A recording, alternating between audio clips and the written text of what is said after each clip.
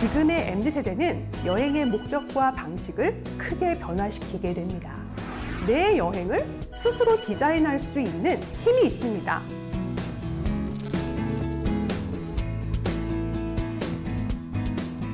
얼마나 내 개인적인 관심사대로 여행을 할 수 있는가. 인스타그램에 업로드할 거리 없다면 그 여행지는 안 가겠다.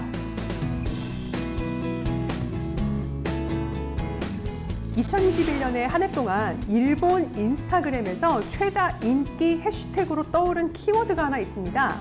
바로 도한놀이라는 키워드입니다. 도한, 한국으로 간다, 이런 의미입니다.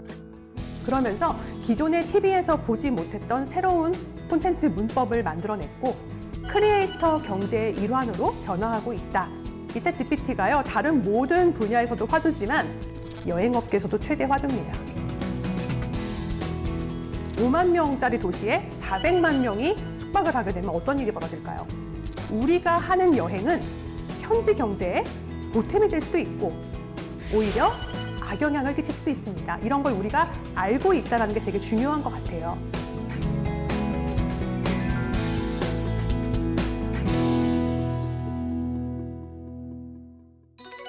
네, 안녕하세요. 스마트 여행 연구소 히치하이커 대표 김다영입니다.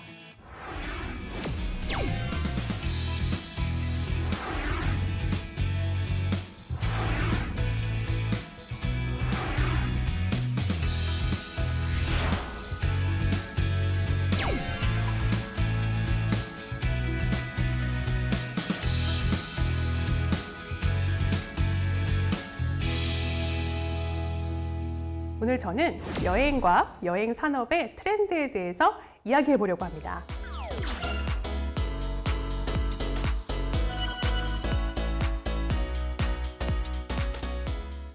여러분 지금 하시는 패키지 여행 언제부터 시작됐는지 알고 계신가요? 네, 본격적으로 한국인의 해외여행 시대가 열린 시점은 1989년 해외여행 금지 조치가 해제되면서부터입니다. 저는 이때 시작된 여행을 1세대 여행업이라고 편의상 나누고 있는데요. 이때 당시 여행업은 여행사가 주도했습니다. 지금 여러분들이 아마 굉장히 익숙하신 단어이실 텐데요. 지금의 패키지 여행은 그 당시에는 개별적으로 항공권, 호텔 이런 것들을 구매하는 것이 불가능했습니다. 그래서 당시의 환경에서 출현한 최초의 여행 상품, 바로 여행사가 만들었다고 볼 수 있는데요. 이 형태가 지금의 패키지 여행으로 이어져 오는 것으로 볼 수 있습니다.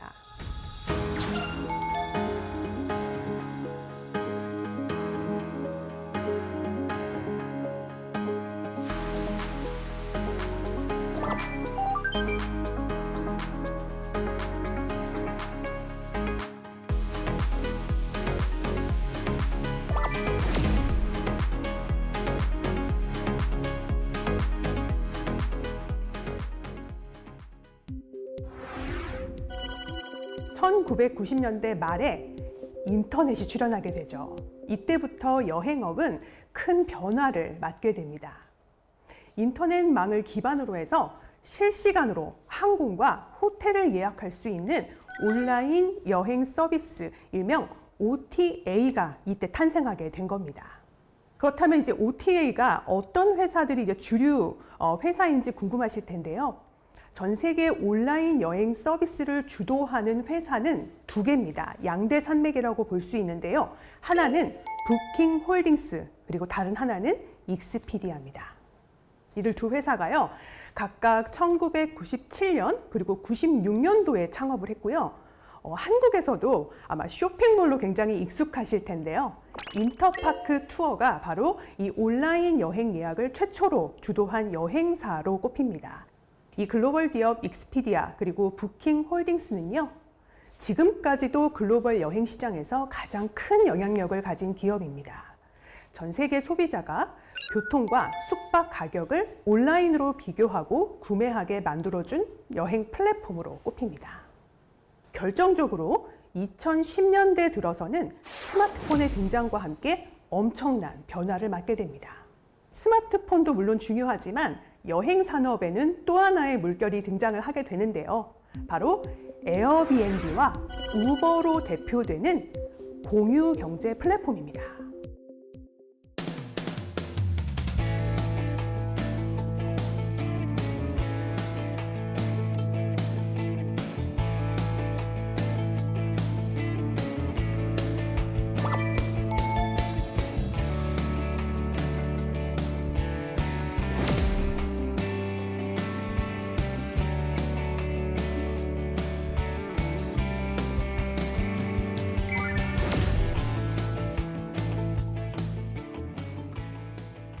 사실 공유경제 플랫폼이 여행과 무슨 상관이 있냐라고 생각하실 수도 있는데요.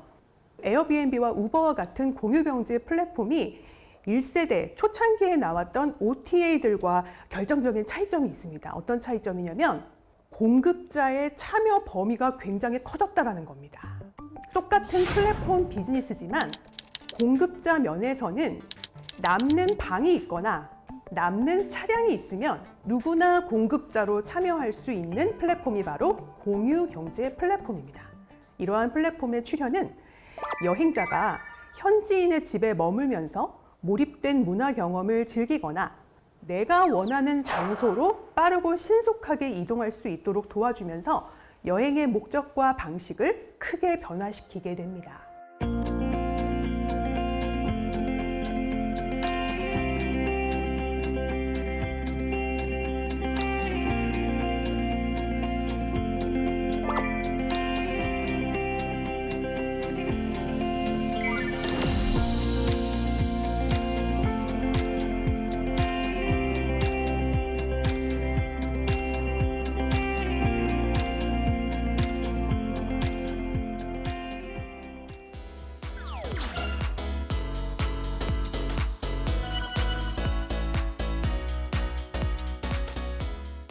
이렇게 우리가 지금까지 해온 여행의 목적과 방식은 기술의 변화 과정과 맞물려서 진화해 왔다고 볼 수 있습니다. 그 결과가 자유여행 시장의 급성장이라는 또 하나의 새로운 현상으로 나타나게 됩니다. 이 글로벌 검색 엔진을 활용해서 소비자가 여행을 자기 스스로 디자인하는 자유여행 소비자가 급격하게 증가하면서 한국에서도 여행 산업이 급격하게 변화하게 됩니다. 보도에 따르면 희망하는 여행 형태를 묻는 설문조사에서 나는 항공과 숙박을 각각 예약한다. 자유여행을 선택한 비중이 사실 2007년까지는 불과 18%였습니다. 그로부터 10년이 지난 2018년에는요. 39.7%, 거의 40%에 육박하고요. 호텔과 항공만을 조합한 자유여행 상품이라고 이걸 분류하거든요. 이런 자유여행 상품이 35.5%, 이렇게 두 개를 합치게 되면 무려 75%의 여행자가 나는 자유여행을 하고 있다, 하고 싶다, 이렇게 답한 겁니다. 반면에 2018년 당시에 패키지 여행을 희망한다 라고 답변한 응답은 14.2%, 굉장히 좀 적은 비중이죠. 단체 여행보다는 자유여행 시장이 주류가 됐다라고 볼 수 있는 것이죠.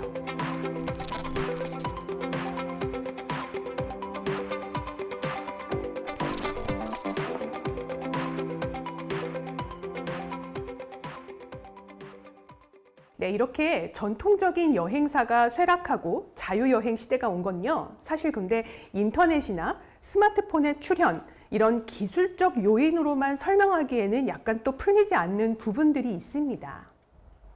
이런 현상은 밀레니얼 세대, Z세대 합쳐서 MZ세대라고 요새 많이 하죠. 이런 MZ세대가 가진 큰 특성과도 관련이 있습니다.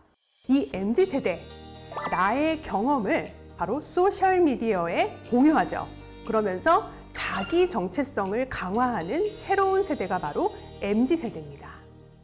이 MZ세대의 특징이 여러 가지가 있지만요. 그 중에 하나는 소유보다 경험에 돈을 쓰는 것을 훨씬 더 중시한다는 겁니다. 특히나 누군가가 이미 짜놓은 경험보다는 자기 스스로 만들어가는 경험에 훨씬 더 높은 가치를 매기고 거기에 돈을 쓰려고 하는 경향이 있다는 겁니다. 사실 여기에 이런 MZ세대의 특성에 기술의 발전이 결합된 거다. 이렇게 보시는 게 더 좋습니다. 지금의 MZ세대는 나의 세분화된 관심사, 나의 세분화된 취향, 이런 거에 맞춰서 내 여행을 스스로 디자인할 수 있는 힘이 있습니다. 어떤 힘이 있느냐? 스마트폰, 스마트 기기 활용도가 굉장히 높죠. 그리고 정보 검색력이 굉장히 높습니다. 그렇기 때문에 이 세대는 내 여행을 충분히 디자인할 수 있는 역량이 있죠. 게다가 경제활동 인구 중에 지금 MZ세대가 차지하는 비중이 과반을 넘긴 것으로 나타나고 있습니다. 그러면서 여행업계에서도 이 MZ세대가 가장 중요한 소비자층이다, MZ세대의 마케팅을 제대로 해야 된다. 이런 인식들이 확대된 겁니다. 그런데 말이죠. 이 MZ세대는 기존의 여행 산업이 제시하는 일반적인 루트, 일반적인 관광 패턴에 사실 큰 관심이 없고요. 이런 것들이 굉장히 또 주류 여행사가 이 변화를 받아들이지 못했던 중요한 요인 중에 하나입니다. MZ세대 같은 경우는요, 여행지와 내가 얼마나 깊은 관계를 맺을 수 있는가, 얼마나 내 개인적인 관심사대로 여행을 할 수 있는가, 이런 게 여행 만족도의 핵심입니다. 그래서 스스로 여행지를 직접 발견하려고 하고요. 나의 관심사에 따라서 여행을 스스로 디자인해서 다니는 경향성이 굉장히 강한 것이죠. 하지만 지금 이제 판매되고 있는 지난 한 20년간 판매된 이 단체 여행 상품을 보죠.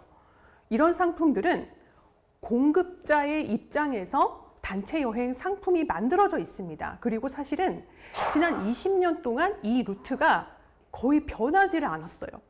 왜 그러냐면 굉장한 효율성에 맞춰서 만들어진 일정이기 때문에 그렇습니다. 그러다 보니 관광지를 배열하고 단순히 수동적으로 관광하는 역할에서 멈추는 단체 여행 일정이 많아요.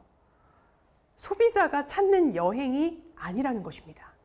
그래서 이런 괴리가 우리가 이제 말하는 여행사라는 이런 수동적 관광 모델의 쇠락과 또 자유여행의 부상, 이런 것과도 관련이 있지 않나 이렇게 보고 있습니다.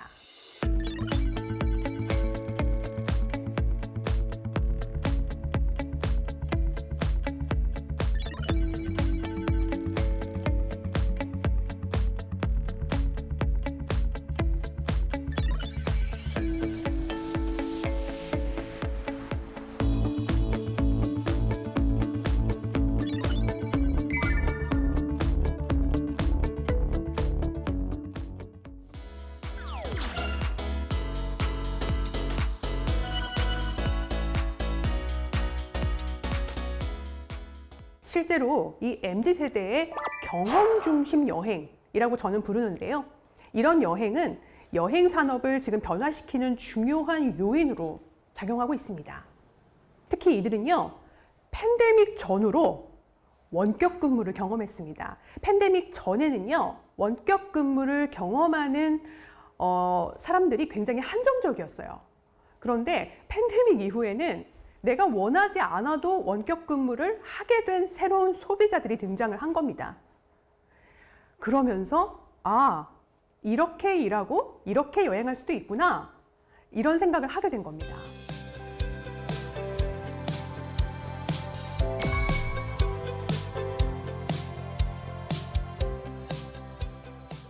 이런 원격 근무자들, 저는 사실 재택근무와 원격 근무를 조금 구분하는데요.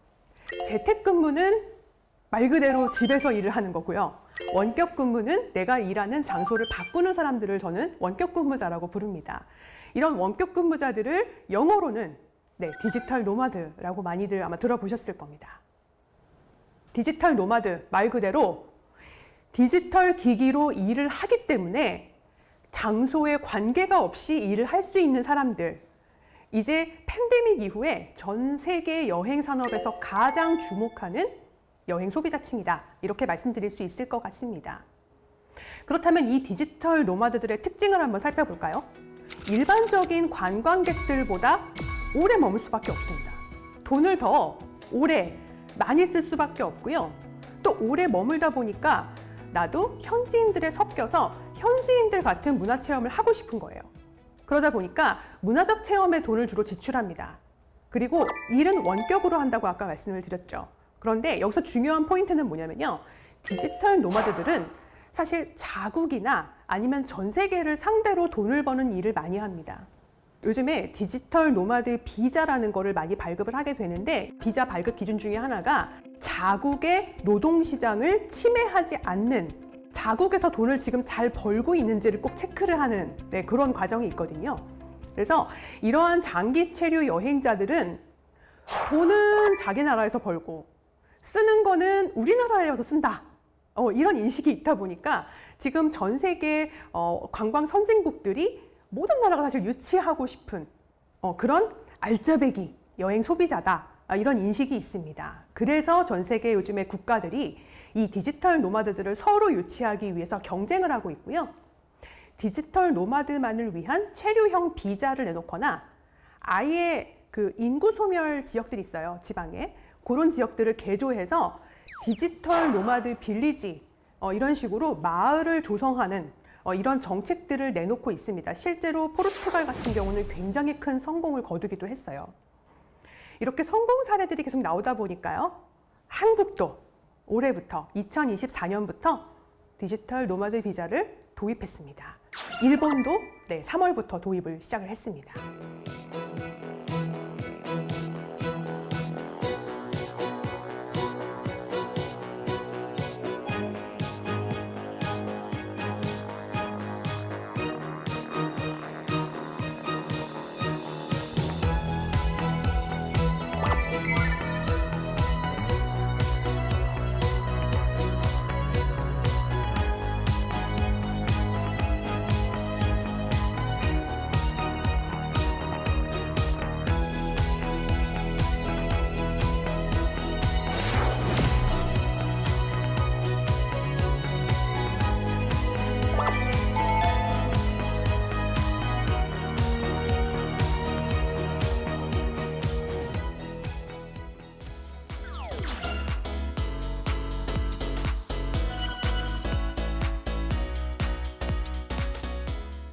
팬데믹 이후로는요, 국내 여행사들도 이제는 좀 달라져야겠다.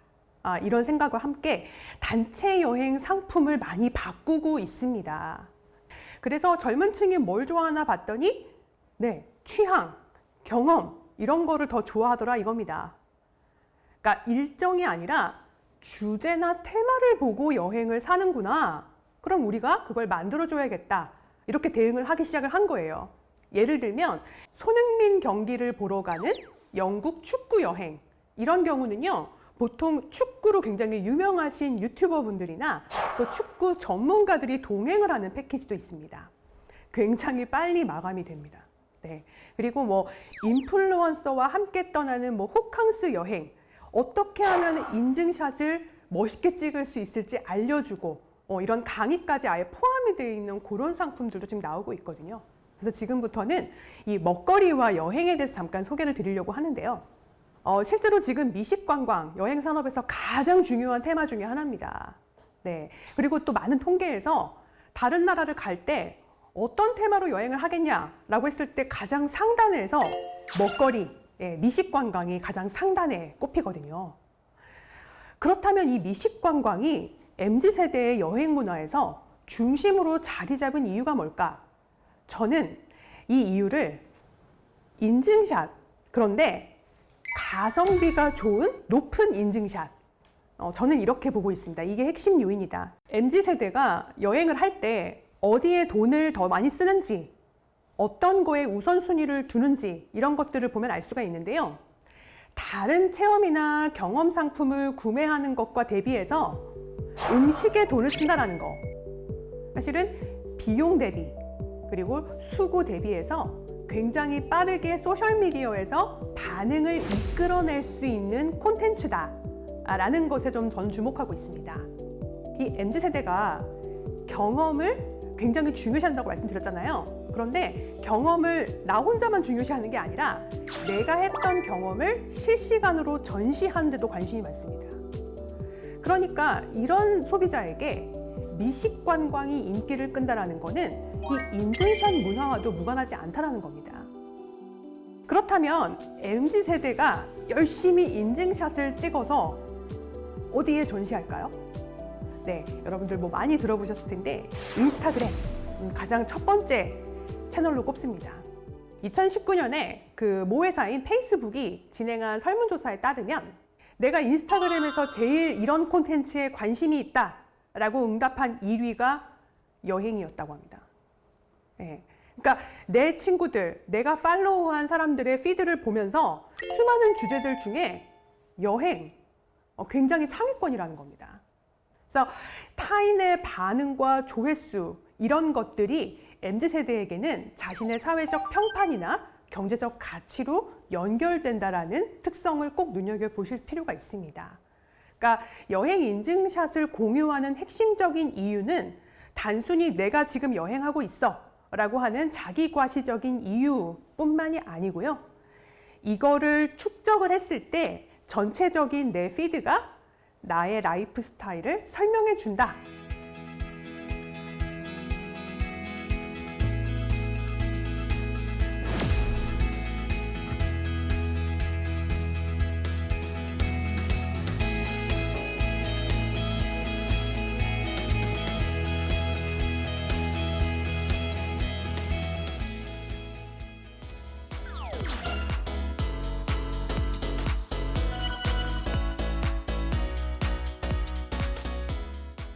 MZ세대의 인증샷 문화는 그래서 여행을 가지 못했던 팬데믹 기간에도 굉장히 이례적인 현상들을 많이 만들어냈습니다. 잠깐 일본으로 한번 가볼 텐데요.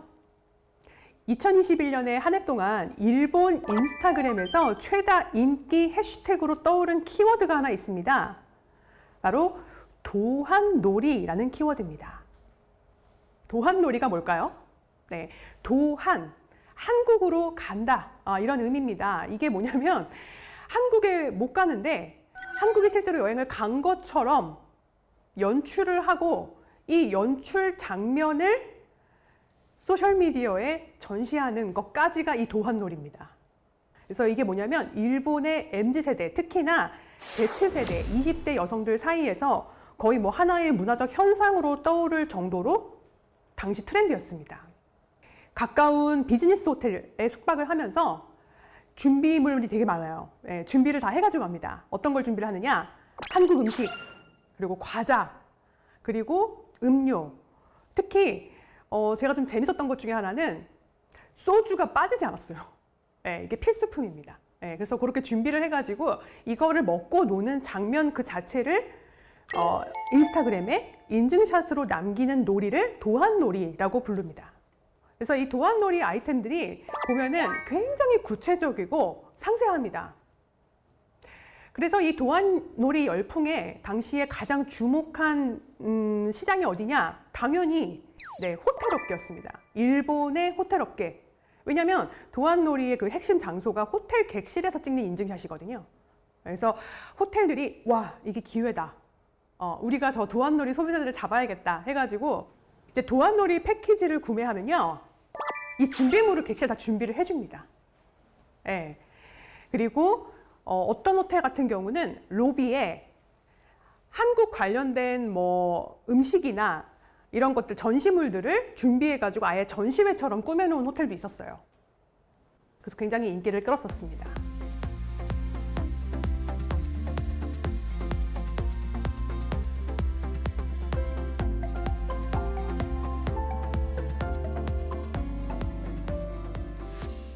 팬데믹으로 여행 산업에 또 새롭게 주목받는 분야가 하나 있는데요. 바로 스크린 투어리즘입니다. 스크린 투어리즘이 뭐냐면 영화나 TV 프로그램의 파급력이 어떤 특정한 여행지 방문에 결정적인 영향을 주는 관광 산업을 스크린 투어리즘이라고 합니다. 그렇다면 왜 팬데믹 전후로 스크린 투어리즘이 부상했다라고 하는 걸까요? 이 록다운, 전 세계적으로 봉쇄가 있었죠. 이때 이제 실내 생활을 물리적으로 많이 하게 되면서 소위 넷플릭스로 대표되는 OTT 시청 시간이 굉장히 올라갔습니다. 그러면서 넷플릭스에서 한국 콘텐츠 영향력도 굉장히 높아졌는데요. 2021년에 넷플릭스에서 한국 드라마 오징어 게임 공개된 거 기억하실 겁니다. 그러면서 영미권에서요, 한국 관련된 검색어가 갑자기 증가한 사례가 있었습니다. 일례로 영국에서는요, 제주도가 잠깐 언급이 됐었거든요. 그때 제주도라는 이 제주라는 키워드가 갑자기 구글 트렌드에서 1위를 하는 사건도 있었습니다. 이렇게 대중문화 콘텐츠는 특정 국가, 특정 도시에 대한 관심을 일으키는 경향이 있죠.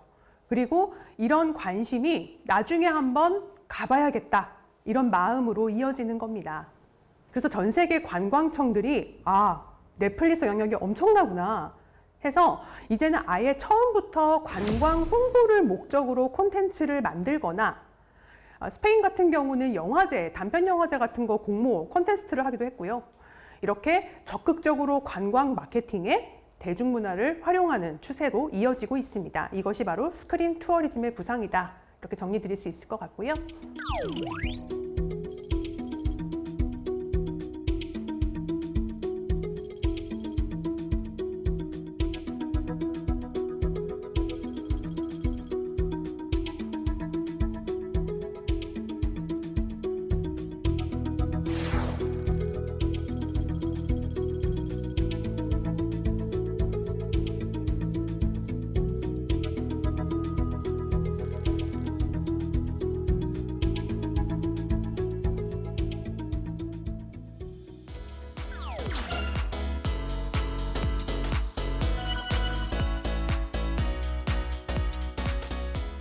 이 MZ세대, 사실은 아까 제가 인증샷 문화를 말씀드렸지만 이런 인증샷 문화가 이제 발전하다 보면은 결국은 콘텐츠 크리에이터가 될 수 있다라고 말씀드렸는데, 바로 이런 콘텐츠 크리에이터들이 만드는 새로운 경제, 이거를 크리에이터 경제라고 하는데요. 지금 여행업계에서도 굉장히 중요한 시장으로 떠오르고 있습니다. 크리에이터 경제, 좀 말이 어렵죠? 유무형의 디지털 콘텐츠를 생산하는 크리에이터를 중심으로 형성되는 새로운 경제 생태계, 직업 생태계, 이걸 얘기합니다. 그렇다면 이 여행 분야에서 크리에이터를 어떻게 분류할 수가 있느냐? 저는 이 크리에이터를 크게 두 가지로 저는 분류하고 있습니다. 첫 번째는 영상이나 소셜미디어 콘텐츠로 유통을 하고 1인 미디어로 활동하는 여행 콘텐츠 크리에이터가 첫 번째 유형입니다. 쉽게 말씀드리면 여러분들 요즘에 많이 보시는 유튜버, 여행하는 유튜버들 많이 보시죠? 네, 이런 유튜버들이 바로 첫 번째 유형, 여행 콘텐츠 크리에이터에 속한다라고 보실 수 있겠습니다. 특히 이런 여행 유튜버들이 굉장히 활발하게 대중들에게 얼굴이 알려진 시기가 언제인지 아세요? 바로 팬데믹 때입니다. 팬데믹 시기에 여행 영상 콘텐츠가 인기를 끌었었어요. 왜냐면 우리가 그때 해외여행을 못 갔기 때문에 저렇게 여행하고 싶다 하는 대리만족의 어떤 기능을 하면서 셀럽 규모로 굉장히 유명세가 커진 여행 크리에이터들을 탄생시킨 게 바로 이 팬데믹 기간입니다. 이러한 콘텐츠 크리에이터들의 콘텐츠는요, 기존의 TV 예능과는 조금 다르죠. 느낌이 많이 다르죠. 약간 연출도 정제가 안 돼 있고 보통은 셀프캠도 많이 찍잖아요. 네, 그리고 구독자들과 끊임없이 소통하는 느낌을 줍니다. 그러면서 기존의 TV에서 보지 못했던 새로운 콘텐츠 문법을 만들어냈고, 그리고 이제 팬데믹이 끝나고 정말 뭐 해외여행 예능 프로그램들 많이 나왔는데 오히려 이 유튜버 분들의 콘텐츠 기법이나 어떤 이런 날것의 여행법을 많이 참고한 그런 게 많이 보이죠. 그래서 소위 말하는 여행 콘텐츠의 트렌드를 많이 바꿨다라고 할 수 있는 게 바로 이런 여행 콘텐츠 크리에이터들의 부상입니다.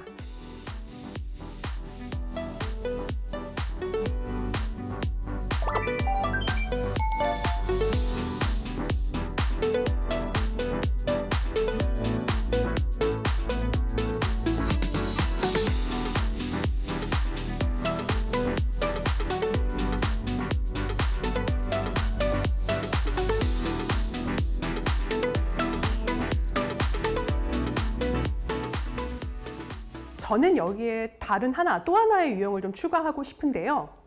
아마 조금 낯설게 느껴지실 수도 있는데, 직접 여행자들을 인솔하는 여행 상품을 만들어서 판매하는 여행 상품 크리에이터가 또 하나 있습니다. 이게 무슨 말인가 하실 텐데요. 여러분들 혹시 에어비앤비라고 많이 들어보셨을 겁니다. 네, 에어비앤비. 보통 이제 현지인들의 집에 숙박하는 플랫폼으로 많이 알고 계실 거예요.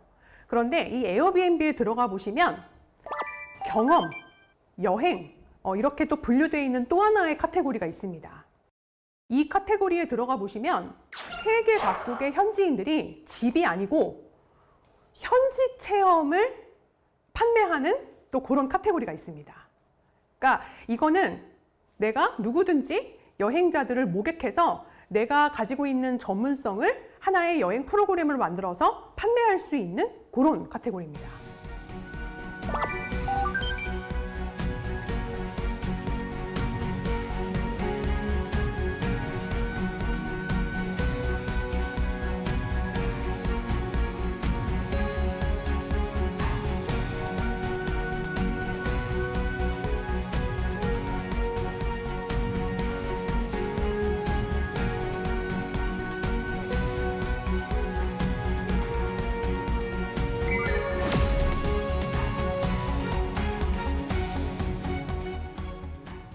그렇다면은 이 에어비앤비에서 경험을 판매하는 사람들은 누구일까? 실제로 현재 지금 서울에 개설된 에어비앤비 체험 상품 중에서 가장 많은 외국인 후기를 보유하고 있는 상품 중 하나가 있는데요. 바로 광장시장에 저녁에 먹거리 투어를 하는 프로그램입니다.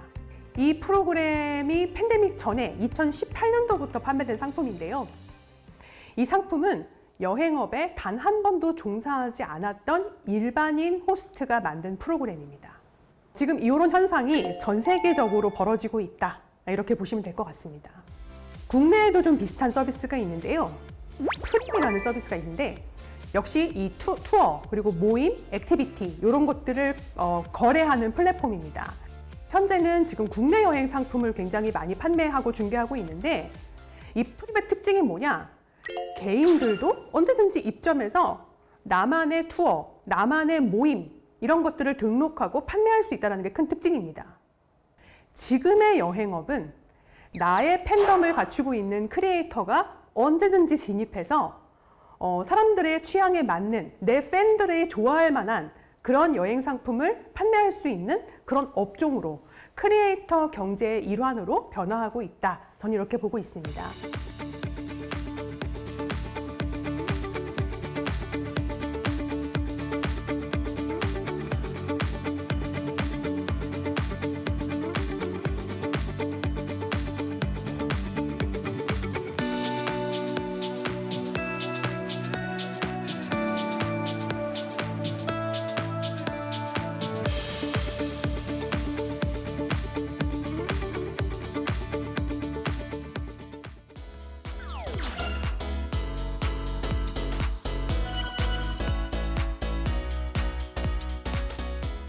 여행 분야의 기술을 트래블 테크라고 하는데 지금 트래블 테크에서 가장 뜨거운 이슈 뭘까요? 네, 여행업계에서도요. 단연 생성형 인공지능, 여러분들 챗 GPT라고 많이 들어보셨을 겁니다. 이 챗 GPT가요. 다른 모든 분야에서도 화두지만 여행업계에서도 최대 화두입니다. 이런 생성형 인공지능을 지금 여행 산업에서는 어떻게 이용하고 있을까요? 일단 국내 사례 한번 보겠습니다. 국내에서는 2023년 2월, 사실 이게 챗 GPT가 이제 한국에 많이 소개된 거의 직후라고 볼 수 있는데요. 최초로 이 생성형 인공지능을 좀 마케팅에 활용했다라고 평가받는 기업은 마이리얼트립입니다. 마이리얼트립은 챗 GPT 기술을 이용해 가지고요. AI 여행 플래너라는 챗봇 서비스를 출시를 했습니다. 여러분이 채팅창에 제주도 2박 3일 여행 계획 짜줘 또는 특정 미술관을 포함한 LA 일주일 일정을 짜줘 이렇게 입력을 하잖아요. 그러면 일자별로 구체적인 여행 일정을 만들어줄 뿐만 아니라 그 장소에 보면은 밑줄이 있거든요. 그게 하이퍼링크입니다. 그 링크를 클릭하면 마이리얼트립 내에서 판매하고 있는 관련 상품의 검색 결과로 바로 연결되죠. 그래서 어떻게 보면은 제가 이제 그 챗봇을 써봤을 때 느낌은 내가 일일이 여행 정보를 검색하지 않아도 내가 모르는 정보를 이렇게 많이 알려주는구나 이런 느낌을 많이 받았어요. 그러면 구매율도 훨씬 높아질 수밖에 없겠죠. 그런데요, 지금 글로벌 여행 플랫폼들 같은 경우는 한 발 더 나아가고 있습니다. 부킹닷컴 소속인 그 카약 그리고 익스피디아 이런 대표적인 글로벌 여행 플랫폼들 같은 경우는요, 아예 챗 GPT의 운영사죠. 오픈 AI하고 같이 협업을 하는 거예요. 그래서 플러그인을 개발해서 원하는 사람들은 챗 GPT 내에서 해당 플러그인을 사용할 수 있게 만들어 놨습니다. 이러한 카약이나 익스피디아의 플러그인을 사용하면 어떤 결과가 나올까요?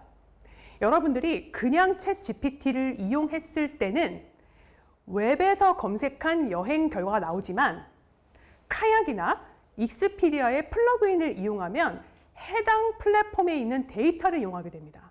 그래서 항공권 가격을 좀 더 정확히 예측해 주거나 익스피디아 데이터를 이용하면 나에게 맞는 호텔 이런 것들을 추천해 주고 가격까지 알려주고 이런 아주 구체적이고 디테일한 여행 정보를 얻게 됩니다. 그렇다면 앞으로 이 생성형 인공지능이 여행 산업에는 어떤 변화를 가져올까요? 사실 소비자 입장에서는 이제 검색의 방법이 달라질 겁니다. 아까 말씀드렸던 것처럼 과거에는 키워드를 입력해서 검색을 하고 다시 그 검색 결과를 재탐색하는 결과를 거쳤다면 이제는 문장형으로 질문을 던지고 나에게 맞춰진 개인화된 검색 결과를 얻는데 점점 더 익숙한 소비자들이 늘어날 거예요. 그렇다면 이제 여행 기업들도 여기에 대응을 해야겠죠. 개인화된 정보를 제공할 수 있는 환경을 빨리 구축해야 됩니다. 전 세계에서 가장 큰 호텔 기업 하면 메리어트를 꼽을 수가 있는데요. 메리어트가 최근에 자사 계열사 중에 하나죠. 홈앤빌라에 자연어 검색을 도입했습니다. 이 자연어 검색이라는 게 바로 문장형 검색을 의미합니다. 그래서 인공지능을 사용해서 검색을 하도록 만드는 이런 기능들을 계속 추가시키고 있어요. 그리고 앞서 살펴본 것처럼 여행 일정 설계 같은 경우는요. 갈수록 인공지능의 기술력이 높아지면서 굉장한 수준의 여행 일정이 만들어지고 있는 상황입니다. 챗 GPT를 넘어서서 콘텐츠를 가지고 있는 회사들이 들어오는 거예요. 그렇기 때문에 지금의 여행사 같은 경우는 이제 인공지능이 만든 여행 일정보다 나은 점, 플러스 알파가 있어야 되는 겁니다. 게다가 이 생성형 인공지능 같은 경우는 현재 호텔이나 항공사의 고객 서비스에도 빠르게 도입되고 있기 때문에 이런 부문의 고용 수요 감소할 우려도 있습니다. 그래서 여행업계 전반에서 생성형 인공지능을 활용해서요. 생산성 그리고 창의성을 함께 높일 수 있는 새로운 교육이 빠르게 요구되는 시점이라고 볼 수 있겠습니다.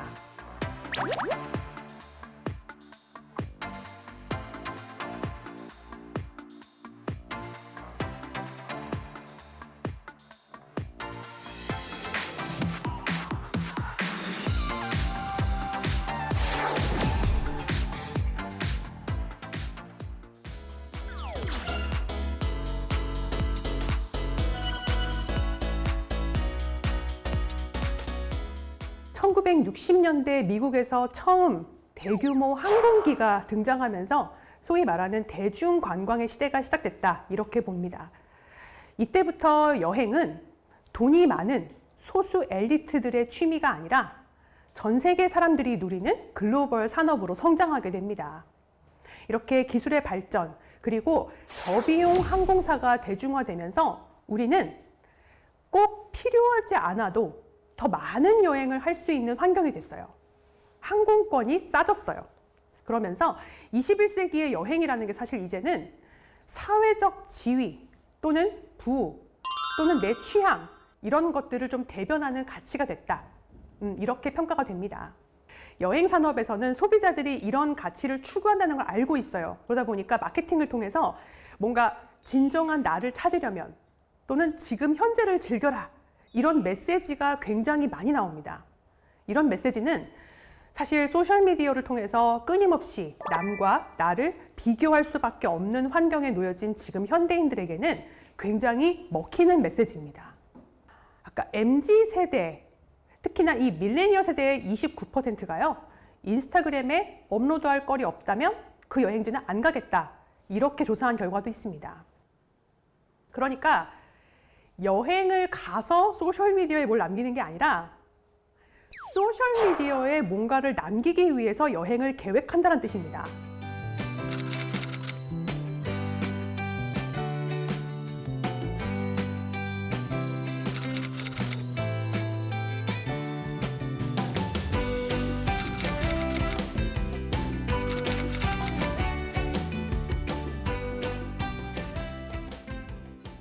이렇게 만들어지는 여행 인증샷, 사실은 어떤 한편으로 본다면 굉장히 단기간에 많은 돈을 써야 되고요.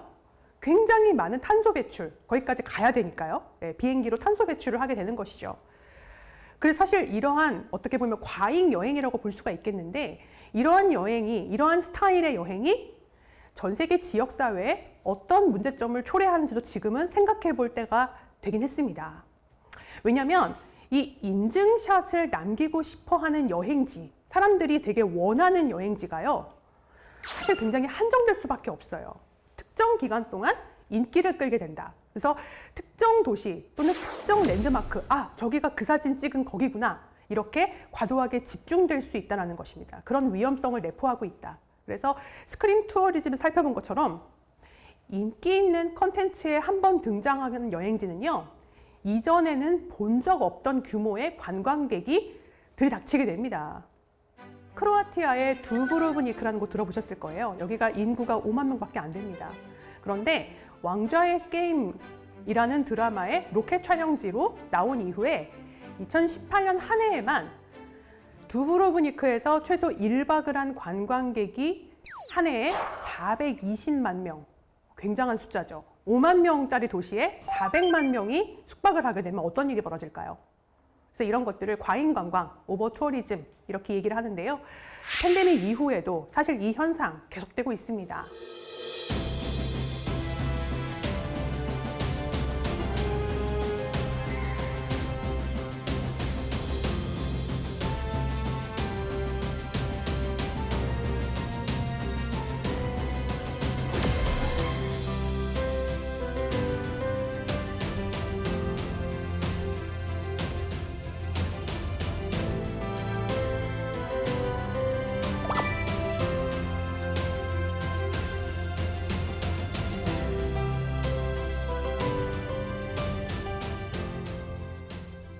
하지만 여행업계 전체가 다 과잉 관광에 일조하는 비즈니스를 하는 것만은 또 아닙니다. 여러분 혹시 뭐 공정여행 이런 얘기도 많이 들어보셨을 텐데요. 전 세계에서 가장 유명한 공정여행사 중에 하나 하면은 저는 G 어드벤처스라는 회사를 꼽습니다. 이 회사는 전통적으로 주류 이 여행 시장에서 좀 소외됐던 그런 좀 안 알려진 숨겨진 지역을 목적지로 만들어서 단체 여행 상품을 만드는 회사예요. 이 여행사의 창립자 브루스 푼팁이라는 사람이 최근에 다큐를 하나 만들었는데요. 이 다큐가 오버 투어리즘에 대한 다큐입니다. 그리고 여행을 과잉 소비했을 때 어떤 부작용이 나타나는지 이런 것들을 굉장히 여러 면에서 조명한 다큐멘터리인데요. 더 라스트 투어리스트라는 다큐입니다. 특히 이 다큐 같은 경우는 관광 산업이 효과적으로 정책적으로 통제가 되지 못했을 때 특히나 경제적으로 좀 취약한 국가 또는 계층을 어떻게 착취할 수밖에 없는지 이런 현상들을 고발하고 있습니다. 그래서 관광 산업에 동원되는 동물들 정말 엄청나게 학대되고 있고 또 남용하고 있고 이런 것들도 짚어보고요. 그리고 또 관광 산업의 이 가치사슬, 생태계에 편입되지 못한 현지 사회의 일원들이 어떤 방식으로 더 빈곤해질 수밖에 없는지 이런 것들을 추적하고 있습니다.